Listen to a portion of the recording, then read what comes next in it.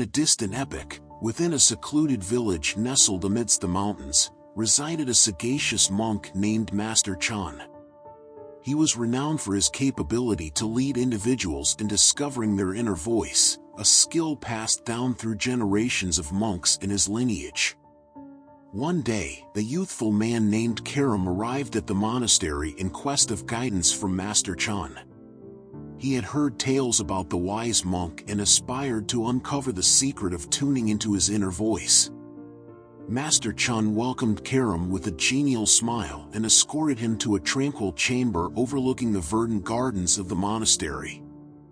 "Before we commence," articulated the wise monk, "I wish for you to spend some moments in silence, observing the garden and the creatures that inhabit it." Karam settled by the window, observing the birds flitting from bough to bough, the squirrel dashing through the grass, and the butterflies pirouetting in the gentle breeze.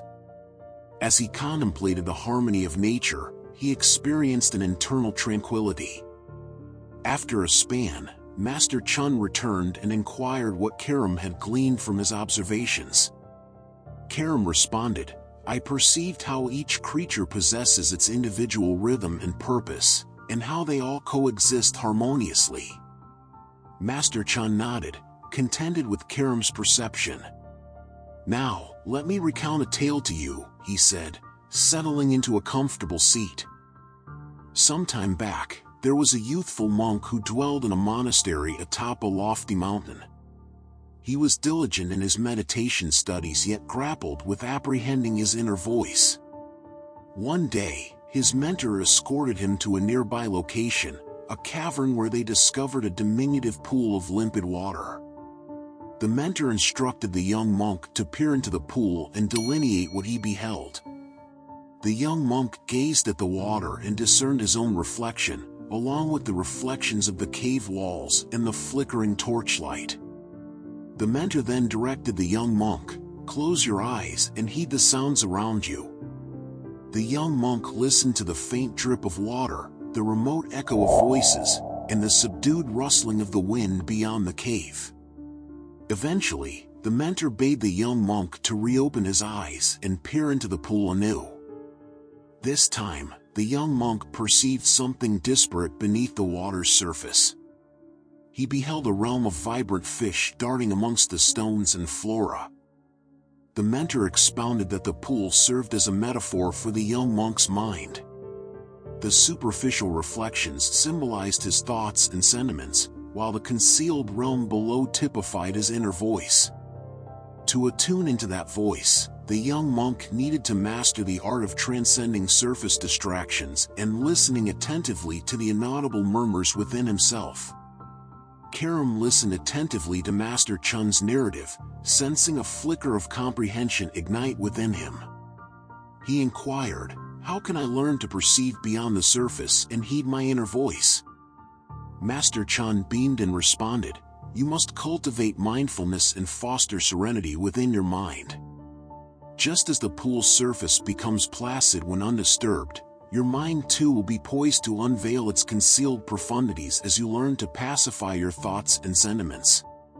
Over the ensuing weeks, Karam practiced meditation and mindfulness under Master Chun's tutelage. He acquired the knack of observing his thoughts without judgment, permitting them to dissipate like clouds in the sky. Gradually, he commenced to catch the whispers of his inner voice, guiding him with sagacity and lucidity. As the saga of Karam and Master Chun concludes, let us contemplate the essence of felicity.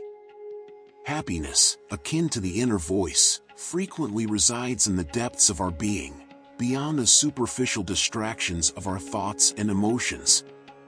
It isn't a transient sensation or a momentary state, but rather a profound sentiment of contentment and internal serenity that emanates from harmonizing with our authentic selves. To nurture happiness, we must cultivate an awareness of our inner voice, permitting it to shepherd us on our odyssey through life.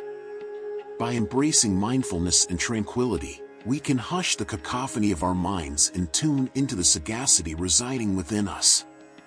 In doing so, we ascertain that happiness isn't something to be pursued or obtained, but rather an innate state of being that emerges when we synchronize with our deepest values and aspirations.